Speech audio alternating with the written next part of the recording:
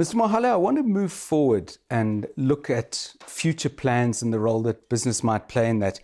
In the contract with South Africa, you talk about creating jobs by growing the economy. It's very broad and it raises questions because it does seem to me implicit in that for businessmen and women who are inclined to do that, it does give business an out. They can always say, well, the economy is not growing, there's nothing we can do. Isn't that a little bit of a soft framing? Could you not give business a much stronger responsibility to create jobs no matter what? You see, we are very explicit about the fact that we create 13.5 million jobs versus 2.2 million that are created by government. 2/3 of the investment in infrastructure in this country is by business compared to 1/3 by government. Therefore, we are saying we'll continue to create those jobs even though the government could play its part better. We are saying some of our members are busy with projects like Shoprite Checkers, 4,000 jobs created. SAB Miller is going to announce plans to create 10,000 jobs. Every single solitary one of our members, we have asked them to go back and say, if you can take 10 more learners, apprenticeship and internships. Yes. Go ahead and do that. Even if your principals say shared jobs, you should refuse because we are not about giving our shareholders maximum returns, only optimum returns. That's our job. But that's what you're asking business to do. Aren't you asking them to change the habit of a lifetime? That even when this country has had economic growth, we haven't necessarily had in parallel an equivalent increase in employment. Absolutely, John. What you're raising is actually profound. And that's what pains us. Because during President Thabo Mbeki's tenure, we had 43 consecutive quarters of positive GDP growth. But it was jobless growth. So now the people rightly are saying, don't tell us about economic growth. We want transformation because you did grow, you did not create jobs.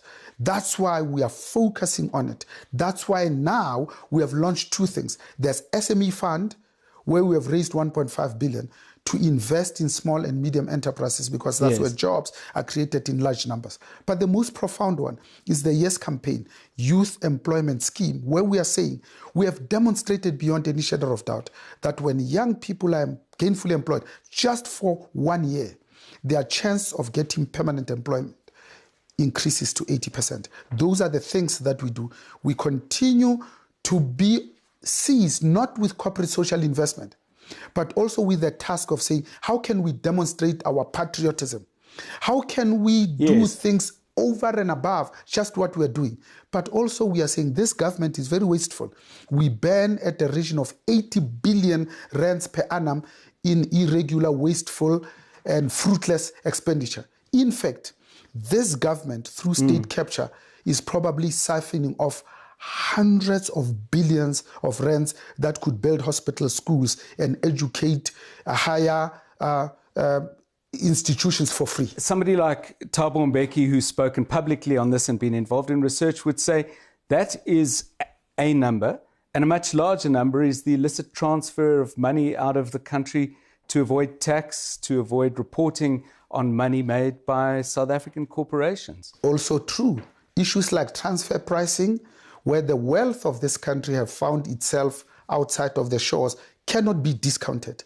That's why we are now demanding ethical leadership, moral leadership, leadership that complies with all the laws that we have. We've got more than enough laws in this country. If our business people only complied with that, there's no reason for us to embark on things of market allocation, price fixing, and indeed collusion. So we're saying to our members, be very clear about the type of questions you ask in the board, but also about our actions, because we want to keep the wealth generated in South Africa in South Africa. This is servant leadership. Unlike government, where they think servant leadership is leadership that has many servants, with us, it's leadership that serves others, not just ourselves, even though we are highly paid. One of the pillars of your contract with South Africa is around corruption.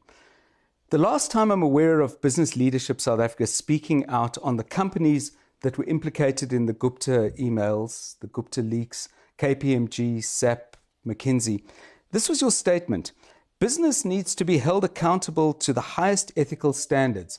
the law and the spirit of good governance, BLSA expects its members to respond appropriately to transgressions. Not exactly fiery stuff, not exactly putting business on terms. That is something that people notice. You are far more vigorous, both you as an individual and BLSA as an institution, when it's government who's in the dock. Why is that? We are very fiery when we have our conversations with our members. And the proof of the pudding... Why don't you have them in public? The proof of the... Now we do. The proof of the pudding is that none of the CEOs that were involved in the 2010 Stadia corruption are still in their positions today. None of them are in jail? None of them are involved at the moment. One thing we are absolutely sure of is that the private sector has systems and processes to detect corruption. When they do find it, they act. SAP acted, KPMG acted, McKinsey acted, and they'll continue to act. The significance of signing an integrity pledge, it says, in the past we did things that we shouldn't have. Moving forward, we are very clear about the commitment we're making. If you choose not to comply with this integrity pledge, we've been very explicit. You choose not to be a member of BLSA. But you see, when you talk about corruption, for me, corruption is binary, is transactional, by definition, is opportunistic. What we are really obsessed with is state capture, because state capture is both systemic and systematic. It is conscious, it's purposeful, it is deliberate, it is highly thought of, it is planned for 10 years. Your appeal to South Africans to regard that as urgent, do you accept that that's undermined by the fact that whenever serious collusion and abuse of public money, but involving corporates, is discovered, those people, the worst they ever face is a fine? There's no other prosecution. That's absolutely true, but also not true for two reasons. The West is not only a fine, a lot of them were fired. Yes. The people who are running Tiger Brands are no longer there. The people who are running the construction, they were fired. Did they leave with their share options? They were fired. They were fired. Secondly, you're absolutely correct that publicly what we have seen is business closing ranks, or at worst, just being quiet. That's why we've been really quite vigorous. That's why we're on a campaign that says we need to clean up our own house. But to clean your own house, you need to be like Alcoholics Anonymous. It's about forgive me, Father, because I've sinned. In fact, our case could be that much stronger. Yes. Had we transformed so that together we can defeat state capture. We have failed on the task of transformation. The bottom is transformed, is primarily black. Middle management is primarily black. It's the CEOs, the people who sit around the council table, that are not yet broadly reflective of South Africa. Bonang Mohale, we're coming to the end of the interview. What's your wish for the next generation of black entrepreneurs? That they should take their rightful place in the corridors of power, because there is no such thing that for you to be a CEO, a chairman, or indeed a CFO, you have to be male and white. All of us have within ourselves to be able to do that. Our businesses today are still very Eurocentric. The culture is still very hostile. This notion of gender equality is still a mirage, because women are marginalized now. Femicide is at its most highest. Yes. Our women feel unsafe, and they are really absolutely disempowered. And just finally, what's your wish for yourself? That I continue to make a contribution, that I move myself from being an important person to being a person of significance, where I'm genuinely obsessed with the development of others. Because I've been there, done that. I've got a t-shirt. 1996, I was called the highest title in the country. My job is to recognize that my first third of this gift was to learn. The second third, so that I can earn enough money to be able to look after my own. That's what parents do.